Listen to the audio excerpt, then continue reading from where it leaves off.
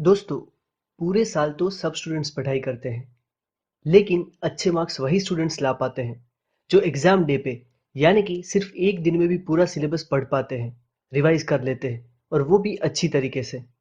एक दिन में एग्जाम के लिए प्रिपेयर करने के लिए आपको प्लानिंग के साथ पढ़ना होगा, तभी फुल सिलेबस पढ़ पाओगे। अभी कई स्टूडेंट्स के एग्जाम स्टार्ट हो चुके हैं या फिर स्टार्ट होने वाली है। सो आपको ड्यूरिंग एग्जाम्स कैसे पढ़ना है वो आज हम डिस्कस करने वाले हैं। दोस्तों, सिर्फ आप मुझे 4 से 5 मिनट दीजिए। आपके एग्जाम की प्रिपरेशन बहुत ही अच्छी होगी, ये मैं प्रॉमिस करता हूँ। दोस्तों, योर सक्सेस मेट चैनल से अभी तक 30,000 से भी ज़्यादा स्टूडेंट्स जुड़ चुके हैं। सो आप भी इस चैनल को सब्सक्राइब करके बेल आइकन को प्रेस करें, ताकि आपसे कोई इंपॉर्टेंट वीडियो मिस ना हो जाए। ड्यूरिंग एग्जाम्स एक चीज़ का खास ध्यान रखना है। जैसे ही आपका पेपर खत्म होता है, तुरंत ही घर चले जाइए। No paper discussion. उससे कोई फायदा नहीं होने वाला है, बल्कि सिर्फ और सिर्फ नुकसान ही होगा। फॉर एग्जाम्पल, आप फ्रेंड्स के साथ पेपर डिस्कस कर रहे हो, उसमें अगर आपने सिली मिस्टेक कर दी और आंसर गलत हो गया, जो आपको लगता था कि आपका आंसर सही है, तो आप टेंशन में आ जाओगे।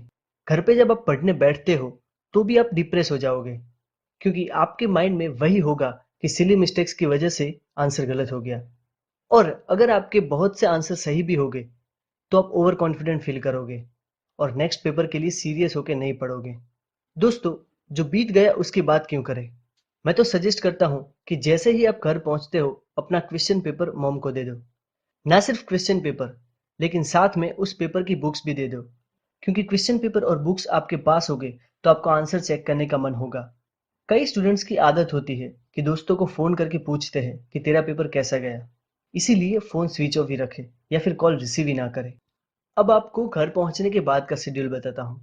एग्जाम के बाद थोड़ी थकान महसूस होती है, सो आप 1 आवर सो जाइए। उसके बाद फ्रेश होकर पढ़ाई स्टार्ट करें। पहले आप स्मॉल एंड इजी चैप्टर से स्टार्ट करें। पहले 2-3 घंटे में ऐसे स्मॉल चैप्टर्स खत्म करें। उससे फायदा ये होगा कि आपका 40 to 50% सिलेबस सिर्फ 2 या 3 घंटे में खत्म हो जाएगा, तो आपको कॉन्फिडेंस आ जाएगा। जो चैप्टर्स आपको हार्ड लगते हैं, वो नेक्स्ट डे मॉर्निंग में पढ़ें, क्योंकि मॉर्निंग में एफिशिएंसी अच्छी होती है, सो हार्ड टॉपिक्स भी जल्दी से रिवाइज हो जाएंगे। दोस्तों, पढ़ने के लिए एक स्टडी प्लेस डिसाइड कर लो, जहां आपको पढ़ाई का एनवायरनमेंट मिले। एक ऐसी जगह जहां पे कोई डिस्टरबेंस ना हो, कोई डिस्ट्रैक्शंस ना हो। ऐसे प्लेस पे नहीं पढ़ना है जहां बैठ के आप जनरली टीवी देखते थे, क्योंकि वहां बैठ के आपको फिर टीवी देखने की इच्छा होगी। आप जहां भी बैठ के पढ़ते हो, सारी बुक्स अपने पास लेके बैठे, ताकि आपको बार बार डिस्टर्ब ना होना पड़े। अपने पास पानी की बोतल या फिर पानी का ग्लास भी रखें। कई बार पढ़ते समय हमें नींद आ जाती है, तो ऐसे समय क्या करें। एक तो आप 3 या 4 मिनट का कोई सॉन्ग सुन ले, जो आप में नई एनर्जी बूस्ट करे और नींद को भगा दे। दूसरा, आप चाय या तो कॉफी पी ले। चाय या कॉफी पीते समय आपको कोई भी एक टॉपिक जो आपको हार्ड लगता है, उसे याद करने का ट्राई करें। इससे वो टॉपिक रिवाइज हो जाएगा और आप फ्रेश भी हो जाओगे। पढ़ते समय अगर कोई टॉपिक याद नहीं रहता, तो बार बार उसे मत पढ़े, वो अभी आप नोट कर लीजिए। और लास्ट में ऐसे टॉपिक्स के लिए 1 या 2 घंटे का टाइम दीजिए, जिसमें वो सारे टॉपिक्स आपको पढ़ लेने हैं। एग्जाम के लास्ट डे कोई नया टॉपिक मत पढ़े।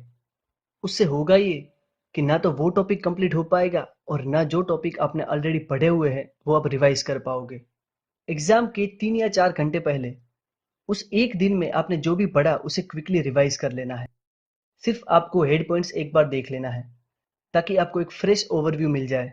और दोस्तों, लास्ट में मैं एक ही बात बोलना चाहूँगा कि बिलीफ रखें, फेथ रखें कि मैंने जितना पढ़ा है उसी में से पेपर में आने वाला है, एग्ज़ाम में उसी में से आएगा। और जो मैंने पढ़ा है वो तो मुझे अच्छी तरह से आता ही है, मुझे याद ही है।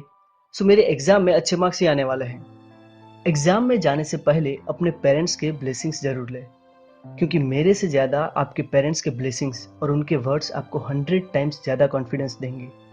पेरेंट्स के ब्लेसिंग्स आपको बहुत ही स्ट्रांग बनाएंगे। दोस्तों, योर सक्सेस मेट और स्टडी बडी क्लब टीम की ओर से आप सबको all the best. Our best wishes are always with you. Thank you so much.